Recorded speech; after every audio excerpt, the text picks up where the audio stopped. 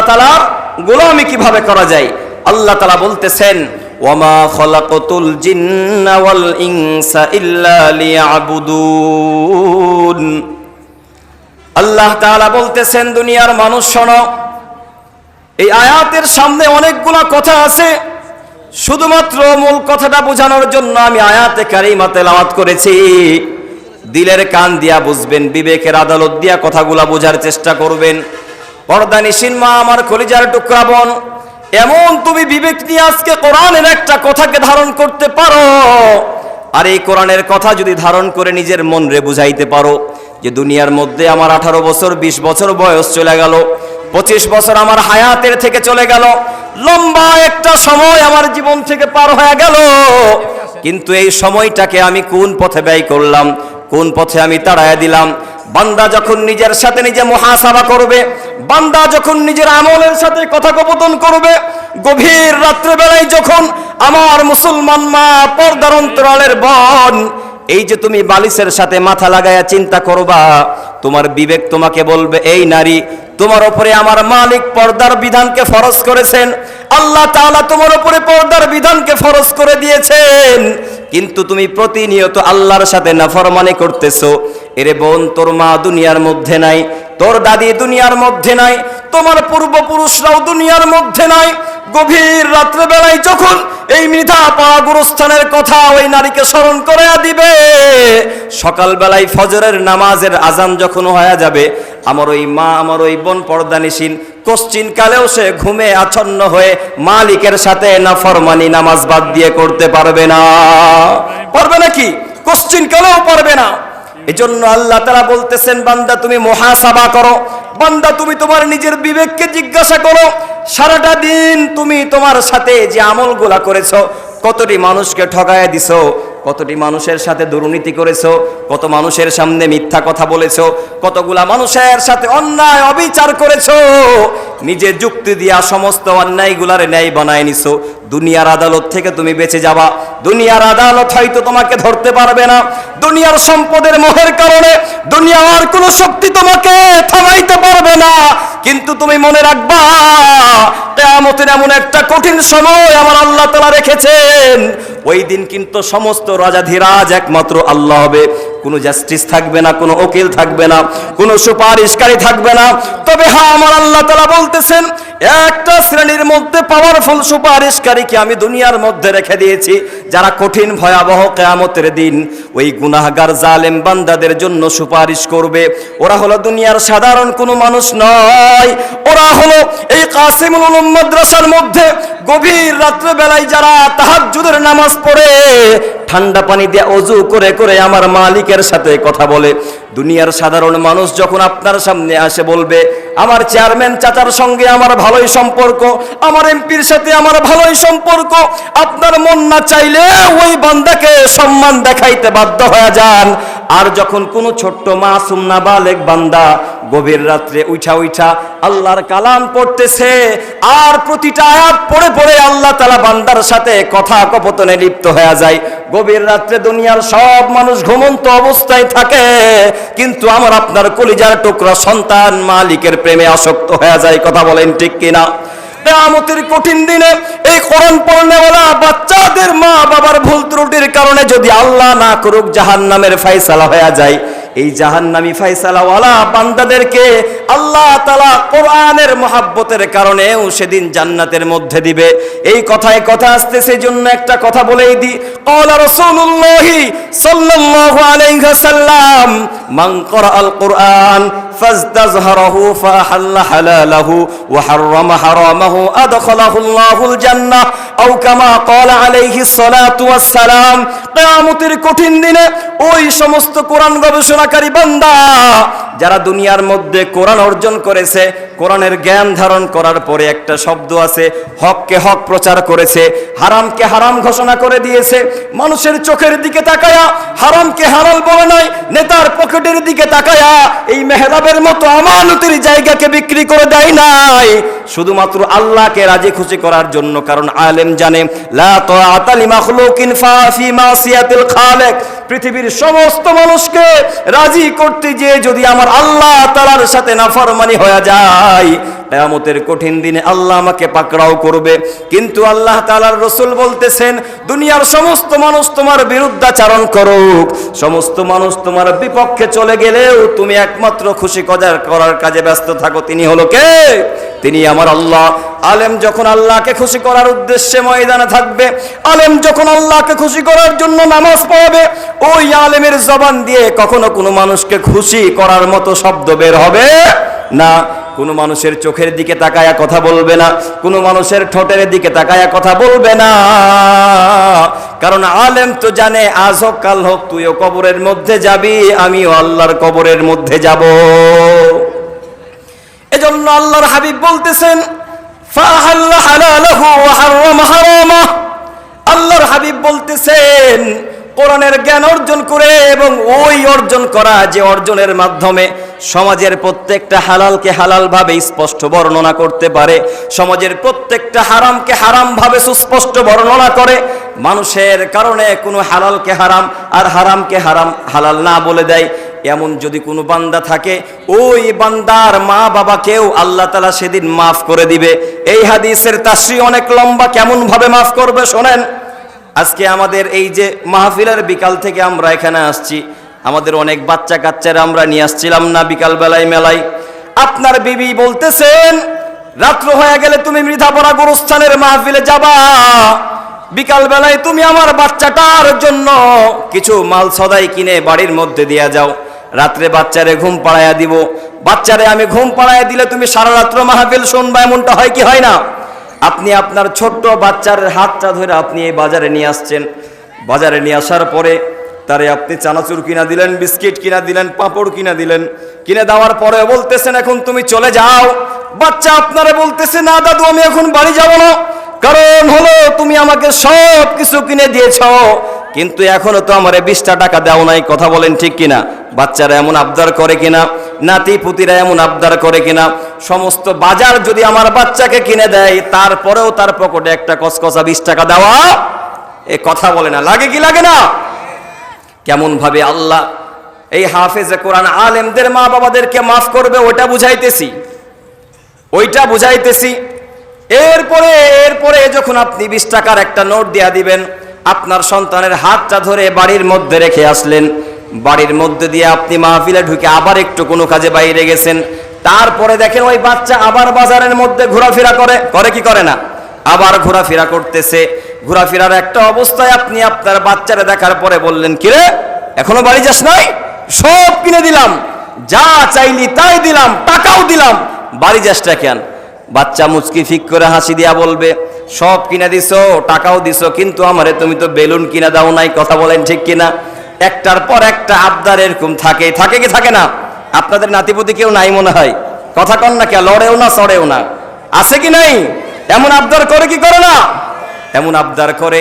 এরপরে আপনি তাকে ধমক দেওয়ার পরিবর্তে আদর করে চুমু খেয়ে কোলে দিয়ে আবার বেলুনটা দিয়া বলে, এই যে বেলুনও কিনা দিলাম, এবার সোজা তুই বাড়ির মধ্যে চলে যা, তোরে যেন আর এরিয়াতে না দেখি। বলে কি বলি না?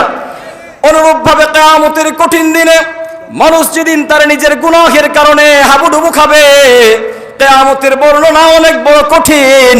ওই কঠিন দিনে যখন মানুষ আলাদা একজন এক একটা পেরেশানির মধ্যে থাকবে, আল্লাহ তাআলা কিছু পাওয়ারফুল হাফেজ আলেমদেরকে ডাকবে। তাদের মধ্যেই তাফসীরে বিশেষভাবে উল্লেখ আছে, ওই শ্রেণীর বান্দা যারা শিশুকালেই জন্মের পরে দুনিয়ার স্বাদ গ্রহণের পূর্বেই দুনিয়ার থেকে চলে গেছে। নাবালেগ যে বাচ্চাগুলো আছে, এ পর্দানিশীন মা, কলিজার টুকরা আমার বোন, তোমরা অনেক সময় আমাদের প্রশ্ন করো, হুজুর আমার বাচ্চার জন্য দোয়া করেন। প্রশ্ন করা হয়, আপনার বাচ্চা কেমন ছিল? বলে জন্মের 2 দিন পর, 1 দিন পর এই দুনিয়ার থেকে বিদায় নিয়ে চলে গেছে। তোমাদের জন্য পয়গম্বর সুসংবাদ দিয়েছে, নাবালেগ অবস্থায় যদি কোনো মা বাবার সন্তান দুনিয়ার জীবন ত্যাগ করে আখেরাতের জিন্দেগির পথে পাড়ি জমায়, কিয়ামতের কঠিন দিনে মা বাবা যদি ঈমান নিয়ে ইন্তেকাল করে, আল্লাহ তাআলা ওই সন্তানদের আমানত আবার তার মা বাবাকে ফিরাইয়া দিবে। সুবহানাল্লাহ। কঠিন কিয়ামতের ময়দান যেদিন কায়েম হবে, আল্লাহ তাআলা বলবে, আজকে সমস্ত হাসরওয়ালা জান্নাতে যাওয়ার সাধারণ একটা অনুমতির জন্য অপেক্ষা করবে।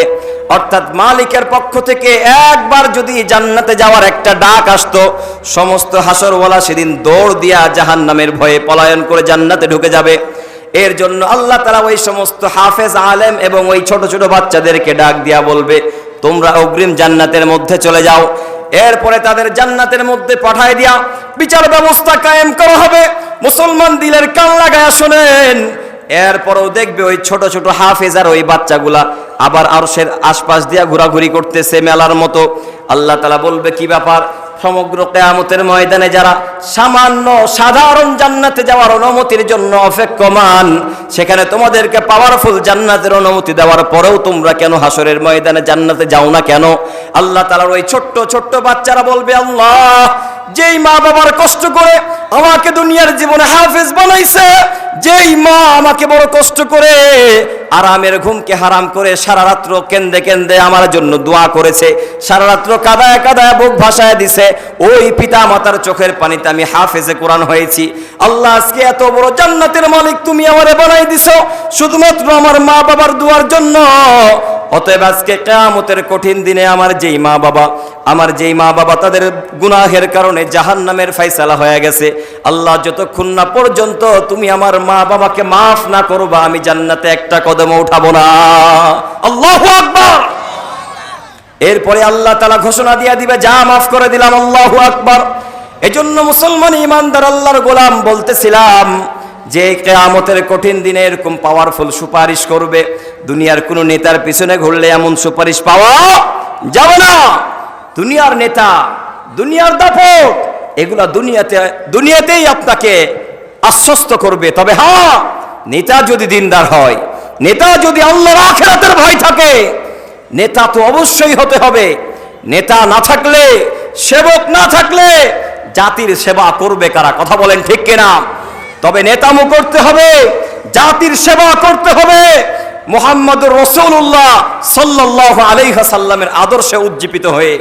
কারণ আপনার মুসলমানিত্ব থাকবে, আপনার মুখে কালেমা পড়বেন, তবে আপনার নেতামুর মধ্যে পয়গম্বরের আদর্শ থাকবে না। কোশ্চিন কালো কিয়ামতের ময়দানে নেতাদের ব্যাপারে যে সুসংবাদ আছে, এই সুসংবাদ আল্লাহ তাআলা আপনার কিসমতে জুটাইবে না। কথা কি বুঝাইতে পারতেছে?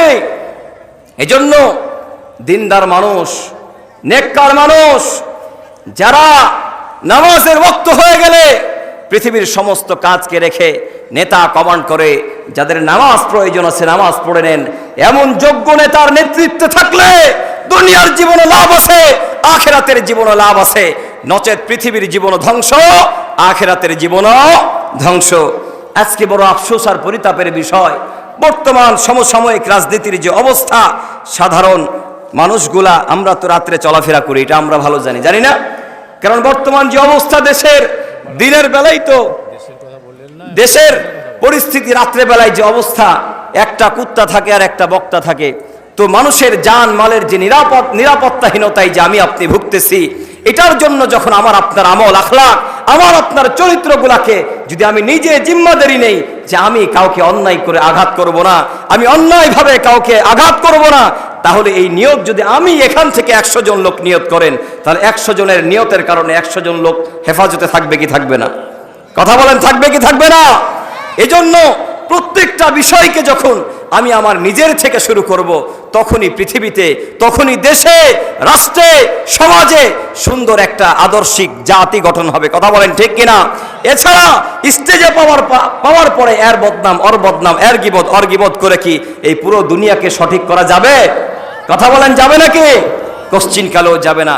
এজন্য বিবেকবানের কাজ হচ্ছে সব সময় নিজের মনকে, আল্লাহ তাআলা বলতেছেন, ইয়া আইয়ুহাল্লাযীনা আমানু কু আনফুসাকুম ওয়া আহলিকুম নারা, যে নিজের নফসের উপরে মেহনত করো, নিজের জাতের উপরে মেহনত করো। জাতের উপরে মেহনত করার পরে যদি সময় থাকে, তাহলে জাতিকে নিয়ে ফিকির করো। কথা বলেন ঠিক কিনা?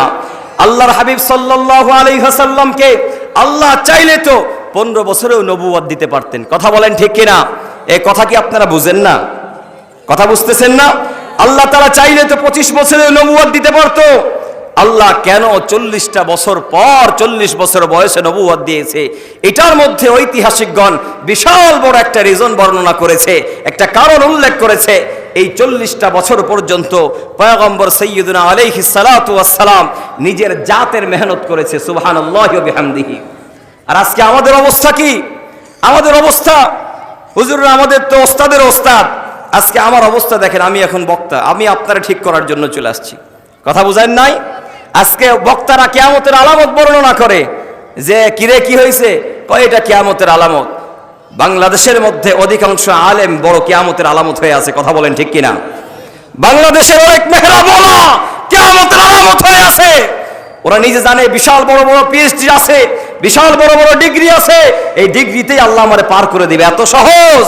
কিয়ামতের কঠিন দিনে অসংখ্য নামাজির নামাজকে ময়লা কাপড়ের মধ্যে পেঁচায় যদি নিক্ষেপ করা হয়, তাহলে আমার আপনার এলেম দিয়ে ধ্বংস হতে আর বেশি সময় লাগবে? কথার নাম লতা, চলে আসতেছি তাই বলতেছি। আব্দুল কাদের জিলানী রহমাতুল্লাহি আলাইকে শয়তান ধোঁকা দেওয়ার লাস্ট স্টেপটা এমন ছিল যে আব্দুল কাদের তুমি কিন্তু তোমার এলেমের কারণে বেঁচে গেলা। তো আব্দুল কাদের জিলানী রহমাতুল্লাহি আলাই বলতেছেন যে না, কোশ্চিন কালেও এলেম দ্বারা মানুষ বাঁচতে পারে না, কারণ এলেম দ্বারাই যেখানে ইবলিস শয়তান ধ্বংস হয়ে গেছে, সেখানে একজন আলেম এলেম দ্বারা বাঁচে কিভাবে? অতএব সাধারণ মানুষের কথা বাদ দিলাম, আমাদের মতো মৌলবীরাও যদি এলেম দ্বারা এটাকে দাবি করে, হ্যাঁ আল্লাহর কাছে আশা রাখতে পারে, দোয়া করতে পারে, তবে এলেম দ্বারাই যে আমার দুনিয়া আখিরাত সব সহজ হয়ে যাবে, আমার চেষ্টা মেহনত থাকবে না, এটা নিতান্তই একটা ভুল ধারণা, কথা বলেন ঠিক কিনা? বহু বহু এলেমওয়ালা এলেম অর্জন করে এই মেহরাবের খেয়ানত করে আপনি কোন দিকে যাবেন? একটা মেম্বার রে, সামান্য একটা ওয়ার্ডের দায়িত্বশীল রে ধুইয়া দেন, আপনার যে দায়িত্ব আল্লাহ দিয়েছে ওই দায়িত্বটি আপনি পালন করতে পারি না। আপনার পরিবারের মধ্যে যে 5 জন সন্তান, এই 5 জন সন্তানকে আপনি নামাজ পড়াইতে সক্ষম না, তাহলে একজন ওয়ার্ড কাউন্সিলর পুরো এলাকার মধ্যে কেমনে সেবা করবে? কথা বলেন ঠিক কিনা? এজন্য আল্লাহ তাআলা বলতেছেন, ইয়া আইয়ুহাল্লাযীনা আমানু কু আনফুসাকুম ওয়া আহলিকুম নারা। আগে নিজের জাতকে নিয়ে মেহনত করো, জাত যখন আশ্বস্ত হবে, নিজের নফস যখন আল্লাহর গোলামি করতে অভ্যস্ত হবে, তখন আপনি জাতিকে মেহনত করার জন্য, জাতির পিছনে পরিবর্তনের মেহনত করার জন্য আপনি রওনা দিতে পারেন, কথা বলেন ঠিক কিনা? এজন্য আল্লাহ তাআলা বলতেছেন, ইয়া আইয়ুহাল্লাযীনা আমানুত্তাকুল্লাহ হাক্কা তুকাতিহি ওয়া লা তামুতুন্না ইল্লা ওয়া আনতুম মুসলিমুন।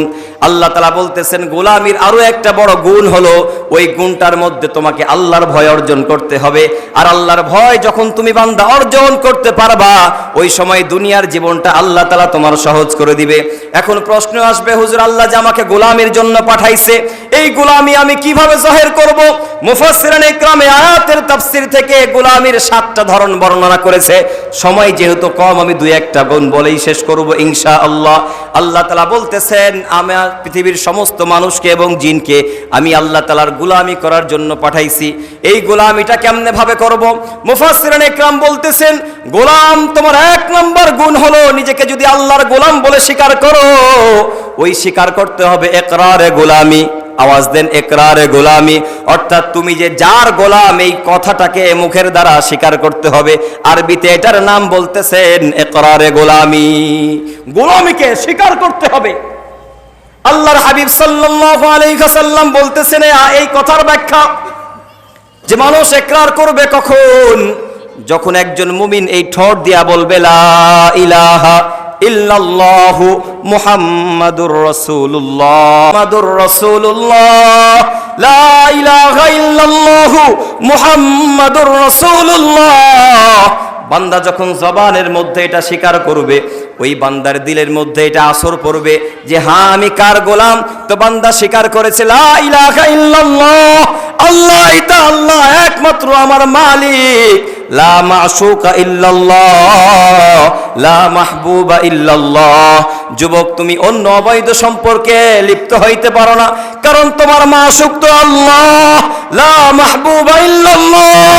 অন্য কোনো দুনিয়ার ভালোবাসায় নিজেকে আবদ্ধ করতে পারো না, কারণ তোমার ভালোবাসার একটা সত্তা আছে, তার নাম কি? আওয়াজ দেন না কেন, তার নাম কি? বান্দা, তুমি দুনিয়ার ভালোবাসার কারণে, দুনিয়ার মহাব্বতের কারণে নিজের জন্ম দেওয়া মা বাবাকেও পর্যন্ত ছেড়ে দাও, কিন্তু একটা বার যদি আমার আল্লাহ তাআলার ভালোবাসার বন্ধনে আবদ্ধ হয়ে যেতে পারো, দুনিয়া তোমাকে হাজার বার যদি তুচ্ছ তাচ্ছিল্যতার নজরে দেখে, তারপরেও দুনিয়া থেকে তোমার কখনো মন খারাপ হবে না। কারণ তোমার চোখ তো সদা সর্বদা জান্নাতের স্বপ্ন দেখে, তোমার দিল তো জান্নাতের পেয়ালা পান করার অপেক্ষায় আছে। এ পর্দানিশীন মা, কলিজার টুকরা আমার বোন, 30টা বছর পার করে দিলা, 40টা বছর পার করে দিলা, দুনিয়ার চাকচিক্য আর আভিজাত্যের পোশাক পরেছো।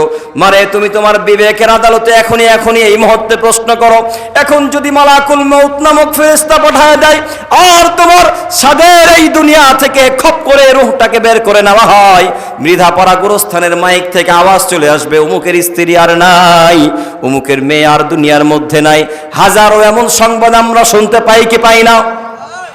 আজকে স্বামীর কাছে বাইনা করে আবদার করে লাল বেনারসির জন্য স্বামীকে তুমি অবৈধ ইনকামের জন্য বাধ্য করতেছ। এরে কলিজার টুকরা আমার বোন, এই শাড়ি পরার পরেই যদি আল্লাহ তোমার রূহটাকে নিয়ে নেয়, এলাকার লোকজন আসবে, দামি লাল বেনারসি শাড়িটাকে খুলে ফেলবে, দামি স্বর্ণ অলংকার গুলাকে খুলে ফেলবে, নিঃস্ব অবস্থায় তোমাকে 5টা সাদা কাফনের কাপড়ের মধ্যে চকলেটের মতো পেঁচায়া মিঠাপাড়া গোরস্থানের জঙ্গলের মধ্যে চিরদিনের জন্য তোমার দাফন করে চলে যাবে। সময়ের পরিবর্তে কোনো একটা দিন, যেই স্বামীর জন্য তুমি কত কষ্ট করেছো, নিজের শৈশব কৈশবকালের বন্ধু বান্ধব মা বাবাকে ছেড়ে স্বামীর বাধ্য হয়ে স্বামীর সংসারের আমানত রক্ষার জন্য নিজের জীবনটারে তুমি বিসর্জন দিয়া দিলা। তোমার মৃত্যুর 2 মাস 1 মাস পর এই স্বামীও নতুন কোনো একটা নারীর স্বাদ ভোগ করতে ব্যস্ত হয়ে যাবে।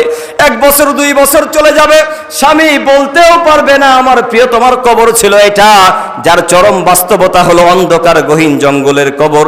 এ পর্দানিশীন মা, তোমার বাস্তবতাই যেহেতু হলো এই কবর, তোমার চির সত্য কথাই হলো তুমি লাশ।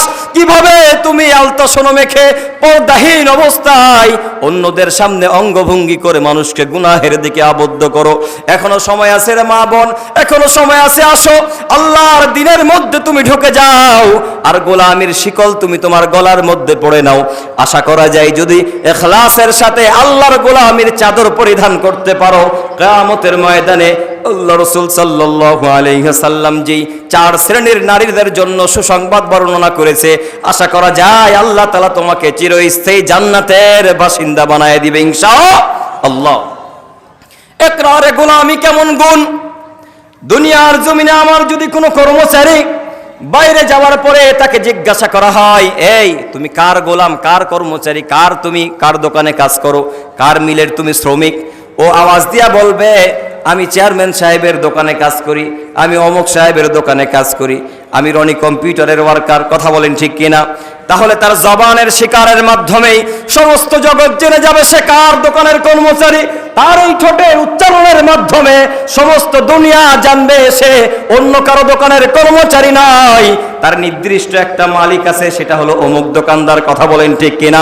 দুনিয়ার জমিনের মধ্যেও যারা আল্লাহর খাস গোলাম হবে, যারা আল্লাহর গোলামি করতে চায়, তাদের পৃথিবীতে একটা বড় পরিচয় আছে, তারা অন্য কোনো মানুষের গোলামি করবে না, তারা শুধুমাত্র কেবলমাত্র গোলামি করবে তার নাম। সকলে আওয়াজ দেয়া বলেন তিনি কে? তিনি কে? তিনি আমার আল্লাহ। আর আল্লাহ তাআলা তার গোলামির একটা সার্টিফিকেট দিয়া দিছে, এই গোলামিকে প্রকাশ করার জন্য একটা শব্দ শিখাই দিছে। এই শব্দটা বড় মধুর, এই শব্দটা সকল মুমিনের ঈমানের প্রথম বাক্য। কথা বলেন ঠিক কিনা? আমার সাথে আওয়াজ দিয়া বলেন লা ইলাহা ইল্লাল্লাহ। দিল দিয়া বলেন লা ইলাহা ইল্লাল্লাহ, লা ইলাহা ইল্লাল্লাহ, লা ইলাহা ইল্লাল্লাহ। ঠোঁট খুলে বলেন লা ইলাহা ইল্লাল্লাহ। মুহাব্বতের সাথে পড়েন লা ইলাহা ইল্লাল্লাহ, লা ইলাহা ইল্লাল্লাহ, লা ইলাহা ইল্লাল্লাহ, লা ইলাহা ইল্লাল্লাহু মুহাম্মাদুর রাসূলুল্লাহ।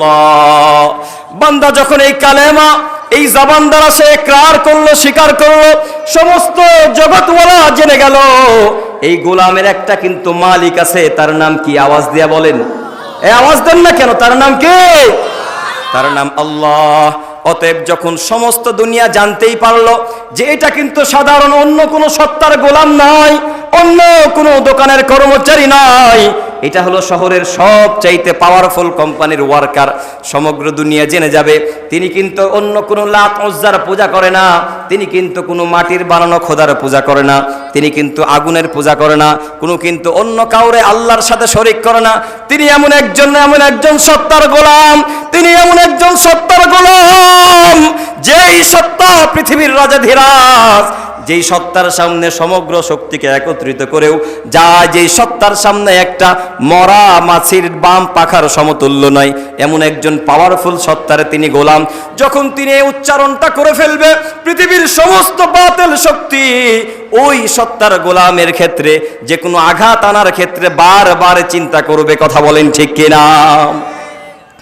এখন আপনি গোলামি স্বীকার করেছেন, মনোযোগ দিয়া শুনেন, কথাগুলো মনোযোগ দিয়া শুনেন। ইউসুফ জুলাইখার গল্প বলে রাত্র পার কইরা নিজের জিন্দেগির কোনো ইসলাহ হবে না, আল্লাহর সাথে সম্পর্ক হবে না, এমন ওয়াজ শোনায়া সারা জিন্দেগিতে কোনো লাভ নাই। কিন্তু একটা আমলকে নিজের ভিতরে নিতে হবে, একটা দৃঢ় প্রতিজ্ঞা নিজের মধ্যে করতে হবে যে আল্লাহ আমাকে পাঠাইছে। দীর্ঘদিন পর্যন্ত গুনাহ করার পরেও মালিক কখনো এক সেকেন্ডের জন্য আমার রিজিক বন্ধ করে দেয় নাই। পৃথিবীতে কারো সামনে আমি যে গুনাহ করেছি এটা ওপেন করে নাই, আমি যে সুদ খাই এটা কাউরে জানাই নাই, আমি যে জেনা করি এটা আমার আল্লাহ কাউরে বলে দেয় নাই। এত বড় একজন দয়াল আল্লাহ পৃথিবীতে আমাকে এত সম্মান দেওয়ার পরও, ইজ্জত দেওয়ার পরও যিনি আমাকে বাঁচায় রাখছেন, অন্তত পক্ষে মৃত্যুর আগে হলেও যদি আমি আমার নিজের নফসকে ইসলাহ করে যাই, আমি আমার নিজেকে পরিবর্তন করে যাই। কারণ কিয়ামতের কঠিন দিনে আজকে আমি গুনাহ করেছি পৃথিবীর কেউ হয়তো জানে না, কিন্তু কিয়ামতের কঠিন দিনে এই মুনশিরে, এই মানুষটারে যখন সমস্ত লা ইউগাদিরু সগীরাতান ওয়ালা কাবীরাতান ইল্লা আহসাহা, লা ইউগাদিরু সগীরাতান ওয়ালা কাবীরাতান ইল্লা আহসাহা, যারা পরিমাণ বান্দা তুমি গুনাহ করেছো, আল্লাহ তাআলার কাছে বলবে মালিক এই গুনাহটা যেদিন আমি বাস্তবায়ন করি পৃথিবীর কোনো শক্তি কিন্তু জানতো না, পৃথিবীর কোনো আওয়াজ সেদিন দেখে নাই, কিন্তু আজকে প্রকাশ্য দিবালোকের মতো পরিষ্কার হয়ে গেল। সেদিন ওই কিয়ামতের কঠিন দিনে আমার মা দাঁড়ায় যাবে, চিৎকার আফসোস করে বলবে এমন কুলাঙ্গার সন্তান আমি দুনিয়াতে জন্ম দেই নাই, যেই সন্তান গুনাহ করেছিল, এই সন্তানের জন্য কত কষ্ট করেছিলাম, কুল লজ্জায় মুখ দেখাবো। এই পৃথিবীর মানুষ শোনো, গুনাহ করা নফস শোনো, যে গুনাহগুলো করেছো যদি মুহাসাবা না করো, নিজের মনকে যদি প্রশ্ন না করো, কিয়ামতের কোটি কোটি লক্ষ লক্ষ সমস্ত হাসরওয়ালার সামনে আমার আপনার গুনাহকে যদি আল্লাহ ওপেন করে দেয়, সেদিন লজ্জা আছে কি নাই? কথা বলেন। ওই লজ্জা পাওয়ার আগেই আমার নিজের জীবনকে ইসলাহ করা লাগবে কি লাগবে না? এজন্য দিলের কান দিয়া শুনেন। এরপরে পয়গম্বরে আরবি সাল্লাল্লাহু আলাইহি ওয়াসাল্লাম বলতেছেন, কালেমা যখন তুমি স্বীকার করেছো তুমি ঈমানদার হয়ে গেছো। ঈমানদারের মৌলিক তিনটা সংজ্ঞার কথা আমার আল্লাহর হাবিব বলেছেন, আল ঈমান ইকরারুম বিল লিসান ওয়া তাসদীকুম বিল জিনান ওয়া আমালুম বিল আরকান। সময় সংক্ষেপ, লম্বা কথা সহজে বোঝার চেষ্টা করেন। পয়গম্বর এবার বলেছে মুখের মধ্যে কালেমা পড়েছো, কালেমা পড়ার পরেই তোমার ঈমানের সংজ্ঞা পূর্ণ হয় নাই। এই কালেমার মধ্যে আবার তিনটা অধ্যায় আছে, আওয়াজ দিয়ে বলেন কয়টা? আরো জোরে জোরে জোরে। এটা কিন্তু একটা কোরআন ও হাদিসের দর্স। কথা বুঝাইতে পারলাম? শুধু হুজুর ওয়াজ করতে করতে বেহুশ হয়ে যাবেন, আবার মাথায় পানি ঢেলে আবার শুরু করবেন, সারা রাত ওয়াজ চলুক, মরলে সমস্যা কি, মেডিকেলে ভর্তি করে দেবো, এমনটা কিন্তু না। এটা হলো কোরআনের দর্স, ছাত্রদের কথা বলতে হবে। কি কথা বুঝাইতে পারলাম? ঈমানের এই তিনটা সংজ্ঞার মধ্যে আল্লাহর হাবিব বলতেছেন আল ঈমান ইকরারুম বিল লিসান, জবানের দ্বারা যে মুমিন হবে সে স্বীকার করবে যে লা ইলাহা ইল্লাল্লাহ, স্বীকার করে ফেলেছি। ওয়া তাসদীকুম বিল জিনান, অন্তরের দ্বারা বিশ্বাস করতে হবে। এখন অন্তরের দ্বারা বিশ্বাসটা কোন জিনিস? আপনি নিজের মধ্যেই সাক্ষ্য দিয়েছেন রাজ্জাক তিনি হলেন আমার আল্লাহ। আমার 50 বছর, আমার জন্মের 50 বছর আগে মালিক আমার রিজিক বন্টন করে রেখেছেন। যেই মুমিন তার নিজের জবানে স্বীকার করেছে রিজিকের মালিক আল্লাহ। কে রিজিকের মালিক? কে? যেই বান্দা কালেমা পড়ার পরে স্বীকার করেছে রিজিকের মালিক আমার আল্লাহ, ওই বান্দা কখনো ফজরের নামাজ কাজা করে রিজিক অন্বেষণের জন্য জমিতে যাইতে পারে। তাহলে বোঝা গেল তার মুখের কথা আর মনের চাহিদার কোনো মিল নাই। কথা বলেন ঠিক কিনা? আর আমাদের সমাজে মুখের কথা আর অন্তরের মিল না থাকাকে কি বলে? মুনাফিক বলে। আর মুনাফিকের বড় একটা মুনাফিকের বড় শাস্তির আযাবের ব্যাপারে বলেছে, ইন্নাল মুনাফিকিনা ফিদ-দারকিল আসফালি মিনান নার। এক একটা আয়াতকে যদি টান দিই লম্বা রাত চলে যাবে, কত শুনবেন। এজন্য এত দরকার নাই, মূল কথাটা শুনেন। তাহলে যেই বান্দা কালেমা পড়ার পরে ওয়া তাসদীকুম বিল জানান, অন্তরের দ্বারা বিশ্বাস করেছে পৃথিবীতে যা কিছু হোক আর না হোক সব কিছু আমার মালিকের পক্ষ থেকে হচ্ছে। রিজিক দেনেওয়ালা কে? আওয়াজ দিয়া বলেন। হায়াতের মালিক কে? সম্মানের মালিক কে? বেইজ্জতির মালিক কে? আমার জিন্দগির সব কিছু আঞ্জাম দেনেওয়ালা কে? আমার যত রিজিক আসতেছে এগুলা কে দিতেছে? আল্লাহ দিতেছে। অতএব আল্লাহ যেহেতু আমাকে রিজিক দিয়েছে, আল্লাহ আমাকে রিজিক দিবে। অতএব আল্লাহর নির্ধারিত রিজিকের বাইরে হারাম ভাবে উপার্জন করে আমার ব্যাংক ব্যালেন্স বানানোর কোনো দরকার নেই। আপনি সুদের ব্যবসা করেন, আপনি হারাম ভাবে উপার্জন করতেছেন, তাহলে তো আপনার ওই মুখের দাবি আর অন্তরের বিশ্বাসের মিল আছে নাকি? আপনি তো স্বীকার করলেন যে না, দুনিয়াতে যা কিছু এগুলো আর রিজকু মাকসুমুন, রিজিক হলো বন্টনকৃত, রিজিক হলো নির্ধারিত। অতএব রিজিকের পিছনে আর দৌড়ানো যাবে না। যা কিছু আমার তকদিরে আছে এটা চলেই আসবে। কথা বলেন ঠিক কিনা? তাহলে যে মুমিনের সাক্ষ্য বহন করবে সে কখনো রিজিকের নেশায় পড়ে নামাজ কাজা করে রিজিকের পিছনে দৌড়াতে পারে না। এরপরে বলতেছেন ওয়া আমালুম বিল আরকান, এরপরে আল্লাহর পয়গম্বর বলতেছেন এই যে মুখের কথা অন্তরের বিশ্বাসটাকে পরিপূর্ণ কাজের মধ্যে বাস্তবায়ন করতে হবে। এখন আপনি আপনাকে বলেন যে আপনার এই কালেমার পাওয়ার কতটুকু? এই তিনটা গুণের একটা গুণ যদি না থাকে তাহলে লফজি ভাবে জবানে কালেমা পড়ে কোনো লাভ আছে? কোনো লাভ নেই। অতএব মুআজ্জাজ হাজিরিন, লম্বা কথা বলার সময় নাই, আলোচক চলে আসছে, উনি আলোচনা করবে। এখন মূল বিষয় হলো, তাহলে আমি বুঝতেছি যে রিজিকের মালিক হলো আমার আল্লাহ, আমার তকদিরে আমার কিসমতে যা কিছু আছে এটা আমি পাবই। অতএব এই কথাটা যদি আমি আপনি বিশ্বাস করি, এই কথার মধ্যে চূড়ান্ত পর্যায়ের একটা কথা হলো যে একটা দিন কোনো একটা সময়ে কবরের বাসিন্দা হয়ে যেতে হবে। কথা বলেন ঠিক কিনা? কথা বলেন, যেতে হবে না?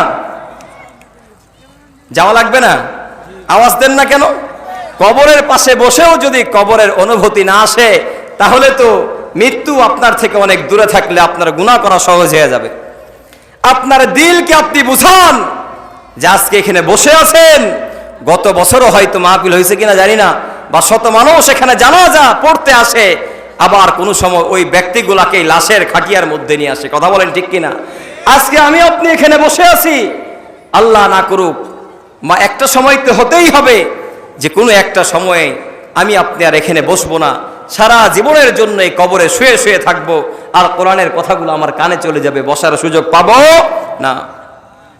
তাহলে যে ব্যক্তি জানে যে আমাকে মৃত্যুবরণ করতে হবে, আল্লাহ তাআলা বলতেছেন কুল্লু নাফসিন যায়িকাতুল মাউত, এটাও কিন্তু আল্লাহর পক্ষ থেকে ঈমানদারদের জন্য মেসেজ যে তুমি যাই কিছু করো না কেন তোমাকে ইন্তেকাল করতেই হবে, তোমাকে আল্লাহর আদালতে আত্মসমর্পণ করতেই হবে, দুনিয়ার ভালো মন্দের জবাবদিহিতা করতেই হবে।